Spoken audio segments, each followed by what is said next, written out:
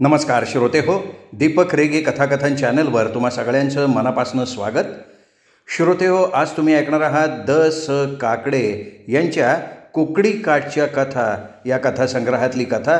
पण श्रोते हो, तत्पूर्वी तुम्ही जर आत्ता चॅनलवर पहिल्यांदा आला असाल किंवा तुमच्याकडनं अजूनपर्यंत चॅनल सबस्क्राईब करणं झालं नसेल तर एकच विनंती करतो, कृपया चॅनल सबस्क्राईब करा. श्रोते हो, ऐकूया द स काकडे लिखित कुंकू. उन्हाचा कहार निवत आला होता. उगवतीला सावल्याचे पाय लांबू लागले होते. झाडाझुडपात गारव्याला पखाडा ओढून बसलेली पाखरं आपल्या आवाजानं पुन्हा रान जितं करू लागली होती. पखाडं फडफडवून बाहेर येऊ लागली होती. नदीकाठच्या गवताळा रानात जोगून बसलेली गुरं रवंथ आटोपून कुसाडं खाली करून पुन्हा गवतावर तोंड टाकायला लागली होती. एखाद दुसरं लांब शेपटाचं पाखरू गुरावासराच्या चौकावर बसून मोठ्या दिमाखात रान निहळीत होतं. कुकडीच्या खालच्या नावाड्याच्या होडीच्या नावेकडे पाहत होतं. हे सारं चित्र ती पाहत होती. ते पाहून तिने उलायला पाहिजे होतं, पण तिच्या मनावर दुःखाची खपली चढायला लागली होती. तिला मवारी अशी वाटतच नव्हती. आज 15 रोज तिचा नवरा खाटेवर सुम होऊन पडला होता. काही केल्या त्याचा डोळा उघडत नव्हता. तो सारखं दातखडे खात होता. वेडवाकडं तोंड करून हातपाय आपटत होता. जिभेची आकडी होत होती. तोंडाला फेस येईपर्यंत आरडत होता आणि खाटेवर पारव्यागत घुमत होता. त्याचं ते घुमणं रातंध्यायी चाललेलंच होतं. ते पाहून तिच्या अंगावर वेड्या बाभळीगत काटा फुलत होता. त्याची ती लय कष्टाकात होती. त्याला सावरत होती. त्याच्यासाठी तिने आळेफाट्याच्या डॉक्टरच्या सुयान बाटल्या केल्या. गोमित्रागत असलेलं औषध देऊन पाहिलं. वैद्यांची नको नको ती पिठाळ कडवट औषधं देऊन पाहिली. गावातल्या समध्या देवदेवतांना तिने वल्या वस्त्रानं पाणी घातलं, त्यांना दंडोत घातले, पण त्याला उतार काही पडत नव्हता. त्याचा तो अवतार पाहून कोणी काय बी म्हण, काय बी भक. घडीत म्हण तो कुठल्या तरी भूताबितानं सांच्याला घोसाळला गेलाय, तर घडीत कोणी म्हणे त्याला चावलं असेल काय बाय. पण त्याला लागारला म्हणावं तर त्यानं 5 दामट्या अंड लिंबू का मागू नये. त्याला काय बाय चावलं म्हणावं तर त्याच्या अंगावर दशाचे दात दिसायनं का. तसं तर काय बी नव्हतं. उलट तो दिवसेंदिवस वाळायला लागला होता, मराय टेकला होता. त्यानं जगावं असं खरं म्हणजे त्याच्यात काहीच नव्हतं. त्याच्या एका डोळ्यात काटा मोडल्यानं तो एका डोळ्यानं आधू होता. दात नांगराच्या फाळागत बाहेर पडलेले. चिलमीच्या भोकागत त्याच्या फेपट्या नाकाची भोकं होती. त्यात तो बोलताना गुंगाना बोले. उंचीला तो बुटबैंगनच. वागणूक बरी असावी तर ते बी नाही. उलट्या काळजाचा कसा तो. 1 नंबरचा गजे कसा तो. खाणं पिणं काही नाही, नेहमी आपला जय भम भोलेनाथ. अंगावरच्या वस्त्राची सूद नसायची. बैराग्यागत लंगोटीवरच गावभर मागत फिरायचा. वेळेवर खाणं नाही, खाण्यापेक्षा व्यसनाची चट जास्त, त्यामुळं तब्येतीनं पापेचं पितर. खोकून खोकून छातीच्या फासाळ्या मोकळ्या झालेल्या. अशा नवऱ्याच्या छातीवर तिने विश्वासानं डोकं तरी कसं ठेवायचं. काय तो तिला सुख देणार होता. तिला त्याच्यापासनं सुखापेक्षा दुःखच जास्त. देह भोगासाठी त्याला मिठी घालावी तर मेल्या कोंबड्यागत मान टाकून तो सताड पाडायचा. त्यांनी तिला अंकुर दिलाच नाही, तिची कूस उजवलीच नाही. त्यांनी घरला काही कमवून आणावं तर तेवढी बी त्याची कर्तुक नव्हती. 4 पैसे गाडग्या मडग्यात तिने ठेवलं, ती न्यायची मिजाच त्याची. घरची शेती त्यांनी गांज्याच्या धुरात बुडवून टाकली. ती रातं घर पडकं म्हणून घ्यायला कोणी पुढं येत नव्हतं. राहीतल्या थोरा मोठ्यांच्या वावरात ती कामाला जायची. पोटात काही नसल्यानं पोट बांधून ती काम करायची. मजुरीचा पैसा घरला आणून काही खावावं करून घालावं तर तो थैमान घाली. नवरेपणाचा अधिकार गाजवी, पण त्याचा पुरुषार्थपणा. तिचं शरीर उकिरड्यावर वाढलेल्या जोंधळ्याच्या ताटागत रसरशीत होतं. घाटाला लागलेल्या कणसातल्या दाण्यागत टसटचीत होतं. रुपडं चांदागत होतं. तिच्यासाठी जीव ओवाळून टाकायला कितीतरी नग होते. कोकाट्या मुक्ता तर तिचं नुसतं बोलणं ऐकण्यासाठी ती जिथं कामाला जाईल तिथं मजुरीला जात होता. तिच्या मागं कुत्र्यागत घोंडा घोळत होता. पार्टाचा लखा तर ती नदीवर आली की आपली कापडं धुवायची सोडून तिचे कपडे धुवायला पुढं पाळायचा. ती बाजारात करायला गेली तर तेजमलवाणी सारा बाजार वादिवाद होणे फुकट द्यायला तयार व्हायचा. ती चोळी शिवायला कोष्ट्याच्या आळीत गेली तर शिंप्याचा हनुमा डोळे भरून तिच्या अंगातल्या चोळीकडं खुळ्यागत बघत राहायचा. असे कितीतरी बापे, पण ती धुतल्या तांदळागत निर्मळ होती. सीता सावित्रीची नवऱ्याची सावली होऊन वागत होती. त्याच्या जीवघेण्या आजारात ती सीता माऊलीगत वसा घेऊन झुंजत होती. त्याची अवस्था आता फार बिकट झाली होती.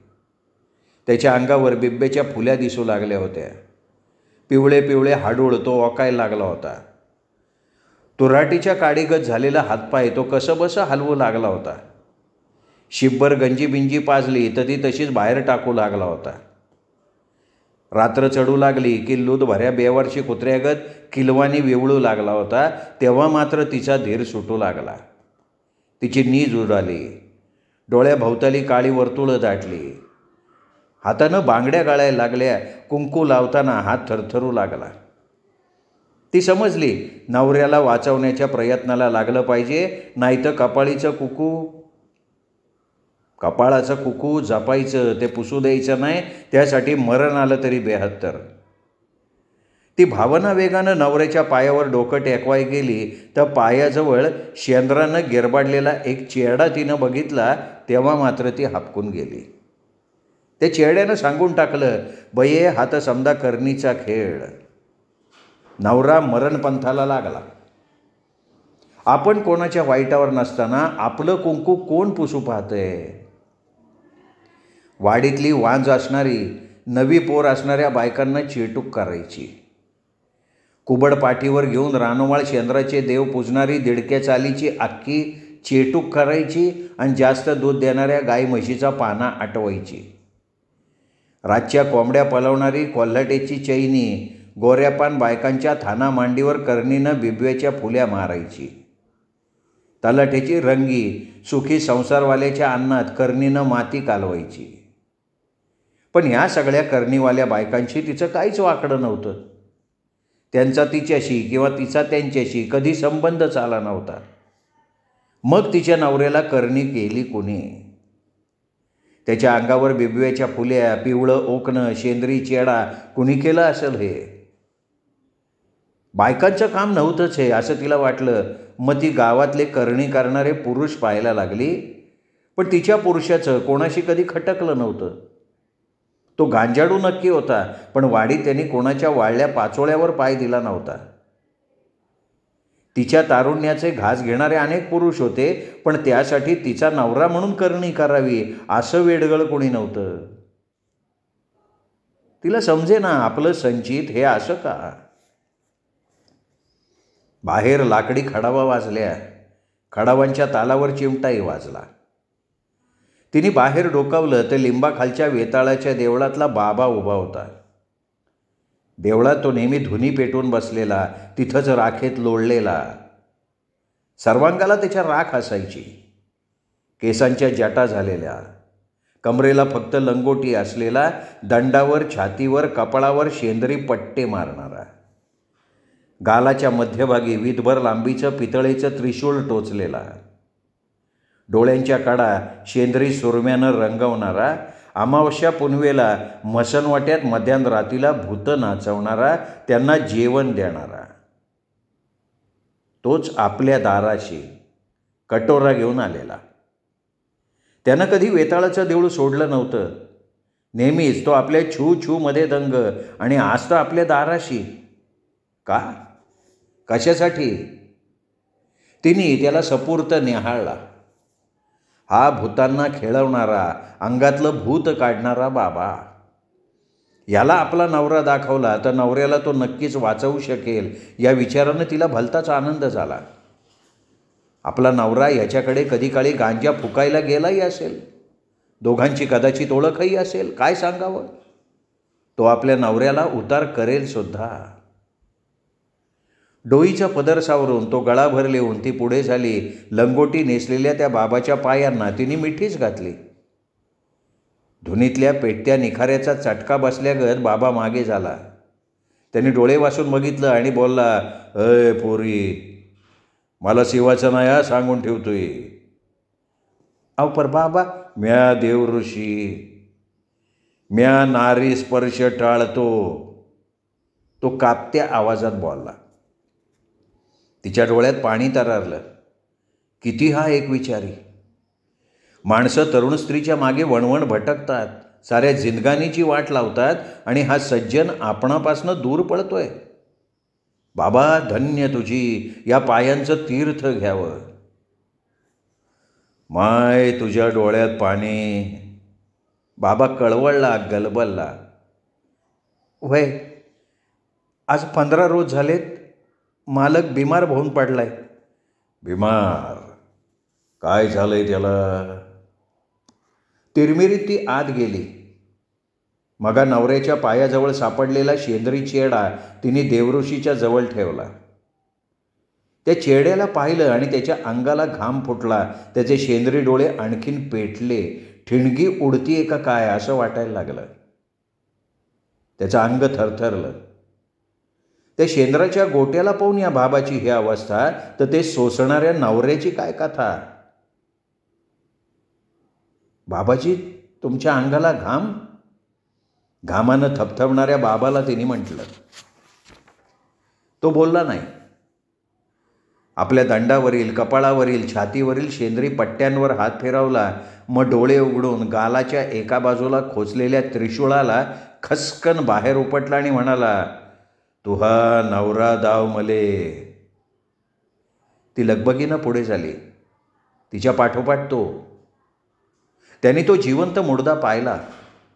केवळ हाडांचा पिंजरा. या हाडाच्या पिंजऱ्यातून प्राणपाखरू कधी उडून जाईल भरवसा नव्हता. त्यांनी तिच्या नवऱ्याच्या अंगावरनं हात फिरवला. त्याचं तोंड निरखलं. मग तो चमकला आणि बोलला, माये, हात गंजाडू. मजी, तुम्ही वळखता ह्यांना? वय, माझ्या संगतीला येऊन भम भोलेनाथ करून गांजा प्यायचा. धाप लागीस तवर पेयाचा. बाबा आपल्या नवऱ्याला गांजाडू म्हणून का होईना आपण ओळखतोय हे ऐकून तिला बरं वाटलं. या ओळखीवर तरी तो नक्की आपल्या नवऱ्याला बरा करेल. मला हे माहीत नव्हतं. मला तरी कुठं माहिती होतं. काय? यो गांजाडो संसारी आहे म्हणून. म्हणजे? त्याला मी गांजा पेव दिला नसताना. बाबा? वय, संसारी माणसाला कंचेबी व्यसन पचनी पडत नाही. आमच्यासारख्या बैराग्याची गोष्ट अलग. आगा पिछा नाही, फक्त भम भोलेनाथ. म्हणजे माझ्या नवऱ्यानं तुम्हाला सांगितलं नाही? काय ते? त्याला बाईल आहे म्हणून. त्याची बाईल मी आत्ताच पकतोय. अशी सोन्याची पुतळी असून ह्यो गदडा गांज्यात बुडाला. व्यसनाच्या मायाजालात बुडाला त्यो.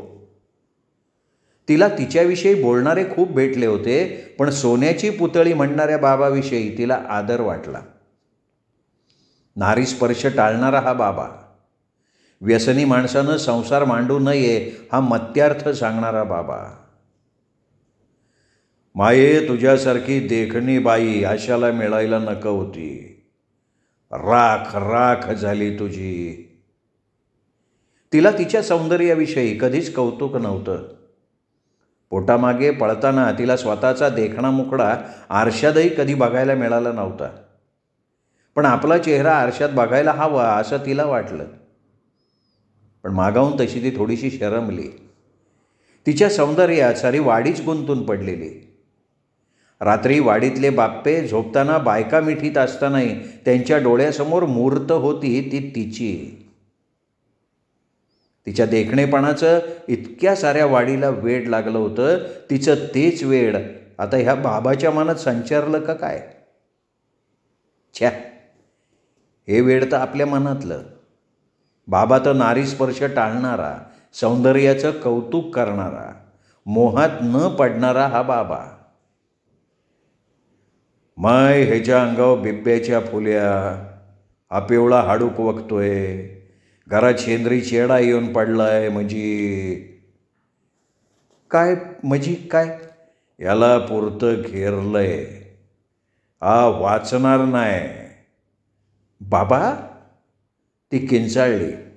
वय, त्यो वाचत नाही. तो विचित्र आवाजात बडबडला. डोळे त्याने निवदाच्या पोळीगत वाचले.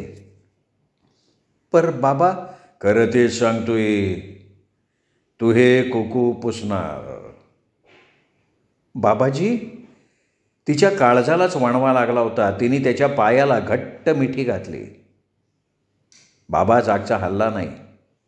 त्याने आपले पाय सोडण्यासाठी खूण केली, पण ती पाय सोडायला तयार नव्हती. बाबा, बाबा, कोणी करणी केली ही? सांगता येत नाही. वाईटाव कोण आहे माझ्या? ते तुला माहिती माय. पण माझ्या वाईटाव तर कोणीच नाही. त्याशिवाय करणी कोण करीन? बाबा, बाबा, महानवरा तुमचा मैतर, त्याला वाचवा बाबा. आणि तिच्या घशात केवढा तरी हुंदका दाटून आला. त्यामुळे तिला पुढे बोलता येईना. बाबांनी तिला निरखून पाहिलं. पूर्वीच्या त्या भकास शेंद्री सुरम्यानं रंगोटी केलेल्या डोळ्यांच्या कडात कणव दाटून आली. तो काहीसा वाकला. पायाला घट्ट मिठी मारून बसलेल्या तिला त्याने मायेनं थोपटलं आणि म्हटलं, माय माय पाय सोड. पर महानवरा वाचवा. वय, पर का? काय होते? माय, तुया नवऱ्याची उमर किती? तिने अभावितपणे तसंच त्याच्याकडे बघितलं. तो तिच्या नवऱ्याच्या अचेतन देहाकडे पाहत होता. काय उत्तर द्यायचं याला?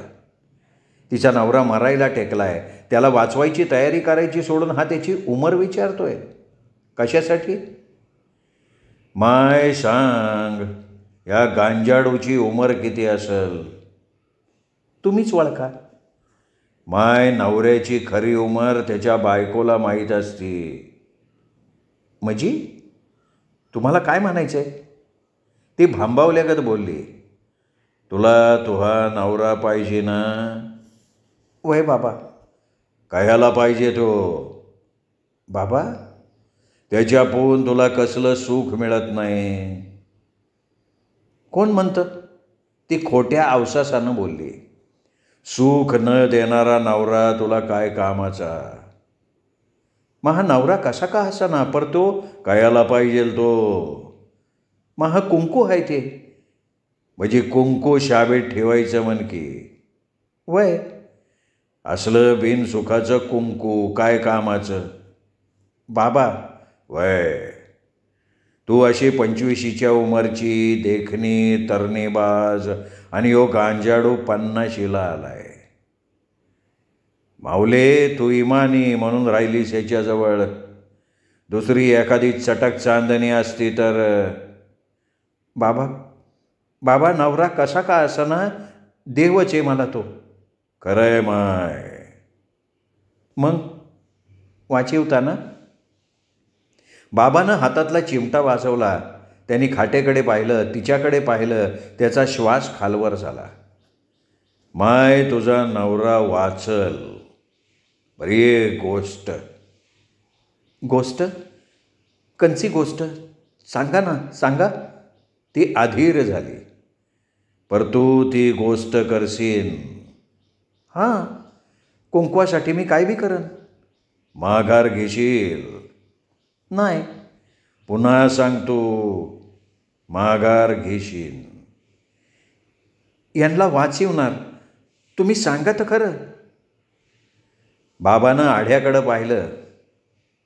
त्यांनी तोंडानं टॉक टॉक आवाज केला. तिने आढ्याकडे पाहिलं तर एक काळा काळा जर्द सर्प शेपटीनं आढ्याला विळखा मारून खाली चांगला 2 हात लोंबकळला होता. त्याच्या मस्तकावर शेंदूर थापलेला होता. त्याची न तिची नजरानजर झाली. जांभळासारखे ते टप्पोरे डोळे. तिच्याकडे पाहून तो अंगाला झोकं देऊ लागला. तिच्या कुंकवाकडे पाहून जिभेची सळसळ करू लागला. तुफानात वडाची प्रचंड पारंबी हेलकावी तसा तो मागे पुढे व्हायला लागला. ती थिजून गेली, गोठून गेली. बिबव्याच्या फुल्या, चेडा, त्यात या काळा जर्द सर्पाची भर. समोर हा वेताळाच्या देवळातला जादूटोणा मंत्रतंत्रवाला बाबा. ती वावधानात चक्रावली. कुणाचा हा खेळ?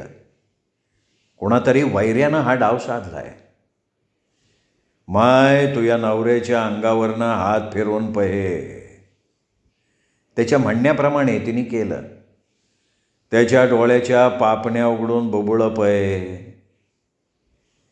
त्याच्या बोलण्यानं ती बर्फागत गारटली. नवऱ्याची बुबुळं थिजली का काय? त्याच्या बुबळाच्या गारगोट्या झाल्या का काय? तिने पापण्या उघडण्याचा प्रयत्न केला, पण त्या उघडेनात, त्या जडावलेल्या. तिने ओठ उघडण्याचा प्रयत्न केला, पण ओठ उघडेनात. कपाळावर हात ठेवला तर ते थंडगार. तिच्या हाताला कापरं सुटलं. तो भुईवर दपकन काहीतरी आपटलेलं बघते तर त्या काळ्या जर्दाची चुंबळ खाली पडली होती. जांभळढव डोळे लाल गुंजेगत दिसायला लागले. तशीच त्याने अंगाची चुंबळ सैल केली. तिच्या नवऱ्याच्या रोखानं त्यानं सुळकी मारली. तिच्या नवऱ्याच्या पायाचा अंगठा तो फोडणार तर बाबानं मूठ मारली तसं ते जनावर उलटलं. त्याची फणा फुतकारली. चल हट हट, चालता हो, चालता हो. बाबानं बंद मुठीतनं राखेची फूक मारली, पण सर्पानं दाद दिली नाही. त्यांनी फडा जमिनीवर आपटली. जमिनीची माती गुलालागत उधळली. त्यांनी बाबाच्या मंत्रालाच आव्हान दिलं होतं. बाबानं हाताची फणा फिसकारली. मोराच्या पिसाऱ्यागत त्याच्या पुढे फुलवली आणि मोठ्या चपळाईनं त्या सर्पाचं शेपूट पकडून त्याला गरा गरा फिरवलं आणि बाहेर दूर फेकून दिलं. हा बाबा आता हजर नसता तर माय बघितलंस हा सारा करणीचा खेळ. वय वय वय. तिच्या कोरड्या ओठावरच जीभ फिरण्याआधी कसाबसा आवाज आला. आजची तुझ्या नवऱ्याची आखरीची रात. म्हणजे सर्पाचा भरोसा नाही. बाबाजी. बोल बेटी बोल. स्वतःच्या पोरीशी बोलावं अशा मायेनं तो बहरला. सांगा ना बाबा. तुह कुकू राखतो म्या, समदा बंदोबस्त करतो. तिने हात जोडले. बाबा पुढे झाला. तिच्या नवऱ्याच्या पायाजवळ पडलेला शेंद्री चेडा त्यानं उचलला आणि म्हणाला, ज्यानं ह्यो चेडा तुझ्या नवऱ्यावर फेकला त्याच्या घरावर असले 10 चेडे फेकतो. त्याचं हागणं मुतणं बंद करून टाकतो. ज्याने ही करणी केली त्याचं नाव माझ्या मुठीत आहे. तो हातातली चेड्यावरची मूठ दाबत बोलला. बाबा तुमच्या हातात आहे समद. बाबानं डोळे मिटले. तिचा देह निरखत त्याने आपल्या पायातला खडाव तिच्या नवऱ्याच्या खाटेखाली फेकला. हातातला चिमटा कटोरा त्यांनी खाली ठेवला. हात फैलावला आणि म्हणाला, माय या झाडाला पुरतं घेरलंय, पर घाबरू नकस, त्याला उतारा देतो. द्या की बाबा. त्यासाठी तू येताळाच्या देवळात ये. कधी येऊ? रात्री 12 वाजता ये. तुला उतारा करून देतो. त्या उतार्यानं तू या नवऱ्याची करणी पळल. तो सकाळचा उठून बसल. त्याच्या उतार्यानं आपला नवरा सकाळचा उठून बसणार. तिचा चेहरा उजळला. त्यांनी कटोरा चिमटा उचलला. तिच्या नवऱ्याकडे बघून काहीतरी पुटपुटला आणि मग तो तिथे थांबला नाही. तो पुराच्या पाण्यागत गेला. रात्र चढू लागली आणि तिचा नवरा भयाण दिसायला लागला. त्याचं शरीर कसं तरी दिसायला लागलं. त्याचा आवाज बदलायला लागला. त्याचं अंग तिने भीतीने चाचपलं. डोक्यातनं घाम पसरायला लागला, पावसाळ्यातला डोंगर पाझरावा तसा. अंगाला सणसणून ताप भरलेला. आता काय करायचं? त्यांनी तर 12 वाजता बोलवलंय, उतारा देणार आहे. पण 12च्या आतच नवरा खपायला लागलाय. 12च्या आत पळाय पाहिजे, म्हणजे तो तयारी करून देईल. नवऱ्याला असं एकटं टाकायचं कसं? पण आपण इथे थांबलो तर नवऱ्याचा मुडदाच हाती लागणार. तसं व्हायला नको आहे. तिने खाटेखाली चिमणी घेऊन बघितलं. बाबानं फेकलेल्या खडावांना तो काळा सर्प विळखा मारून बसला होता. पायांना विळखा मारून बसावं ना तसा. भरतानं रामाच्या पादुकांचा सांभाळ केला होता. हा सर्पही तेच करतोय. तिला भोंड आली. हा सर्प देवऋषीच्या खडावांना विळखा मारून बसलाय का त्याची राखण करतोय? देवऋषीच्या डोळ्यांच्या कडांना शेंदूर, तर ह्याच्या माथ्यावर शेंदूर थापलेला. चेड्यावर सुद्धा शेंदूर होता. तो आढ्यावरून टिटवीचा फेरा दात खात कचकचत गेला. ही अशुभ आगाऊ सूचना, डोळ्यातलं पाणी हिरावून घेणारी. ती घाईघाईनं उठली. ती अशुभ टिवटिव सुरूच होती. रांजणातनं मीठ मिरची घेऊन ती चुलीजवळ गेली. चुलीचा निखारा काढून तिने त्यात मीठ मिरची टाकली. ताड ताड आवाज झाला. घरात ठसका दाटला. तिने पाय जमिनीवर दाणा आपटला, पण टिटवीचा फेरा आढं सोडायला तयार नव्हता. सारखा टिवटिव करतच होता. खडावांवरचा तो काळा सर्प फणा उंचावून उभारत होता, खाली होत होता. तिला राहवलं नाही. नवऱ्याचा काळ जवळ आलाय हे तिने ओळखलं. ती तशीच घराबाहेर धावली. वेताळाच्या देवळाकडे पळत सुटली. देवलशा, देवलशा, तिने त्याच्या पुढे लोळण घेऊन साथ दिली. चल हट, चालती हो, तो कडाडला. पर महानवरा, मी कसा वाचवू? पण तुम्ही आता सांगितलं ना 12 वाजता ये म्हणून. जमायचं नाही ते. बाबा, बोंबलू नको. त्याचा भरोसा राहिला नाही. नाही नाही, असं म्हणू नका. ती खळाखळा पाणी गाळत बोलली. चल अशी इकडं ये. ती पुढे गेली. तू चोळी लुगडं फेडायचं. देवलशा, अन कडू लिंबाचा झाडोरा कमरेभोवती बांधायचा. उतारा घेऊन नवऱ्याकडं जायचं.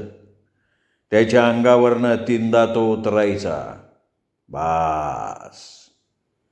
सकाळच्याला तो तुला पुन्हा पहिल्यागत जित्ता जागता भेटन. तुह कुंकू तुला लखलाभ होईन. तेच तर पाहिजे मला. त्यासाठी मी काय बी करीन. तर मग ती बघ लिंबाच्या पाल्याची फांदी. त्याचा पाला खोड आणि बाण कमराभोवती. तवर मी उतारा तयार करतोय. तिने चोळी लुगडं बाजूला केलं. कमरेभोवती कडुलिंबाचा झाडोरा बांधला. देवऋषीच्या धुनीत लाकडं पडली. धुनीत जाळ उठला. त्या जाळाच्या प्रकाशात तिचं ते जवान शरीर आगीच्या ज्वालेत नाचायला लागलं. तिची ती भरदार वक्षस्थळं आगीच्या प्रकाशात तेजाळून निघाली. तिला घाई होती. तिला उतारा हवा होता. वेताळाच्या देवळातला देवऋषी बाबा धुनी पेटवून मानवी कवटी हातात घेऊन लिंबाच्या खापांभोवती फिरवत होता. काहीतरी पुटपुटत होता. त्याच्या शेंद्राचे 4-5 चेडे तालावर नाचत होते. तिचं ते तारुण्य देवऋषी समोर होतं. बाबा, तिने आर्त साद घातली. त्याची छू थांबली. हातातली कवटी खाली ठेवली गेली. शेंद्राचे चेडे नाचायचे थांबले. बोल पुरी बोल. बाबा उतारा तयार झालाय ना? वय झाला. द्या की तो. लिंबाचा पाला नेसली. वय तुम्हीच बघा की. अशी धोनी समोर ये. ती धोनी समोर आली आणि धोनीतल्या विस्तवानं लाकडात आग पेरली. जाळ उठला. ते तारुण्यानं बहरलेलं शरीर.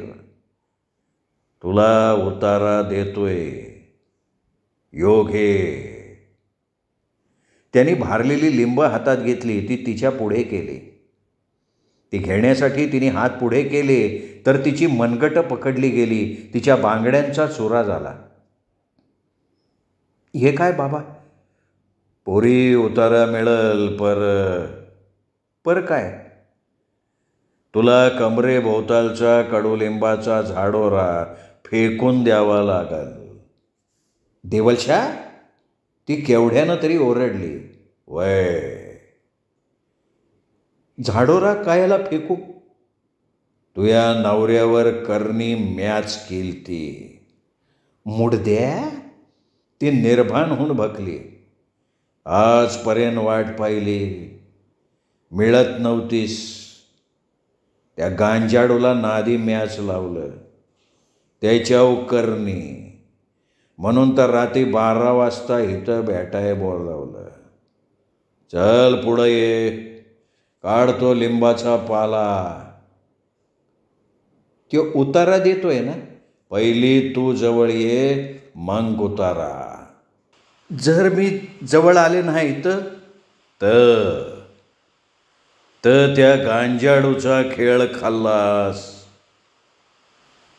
आपल्या देहावर वासनेची लाळ सांडायला मिळावी म्हणून ह्यानं हा करणीचा खेळ केला. आपल्या कुंकवाशी ह्याचा खेळ. मेल्या, हे कुंकू एवढं स्वस्त नाही आहे. काय करणार तू? तिच्या जीवाची घालमेल झाली.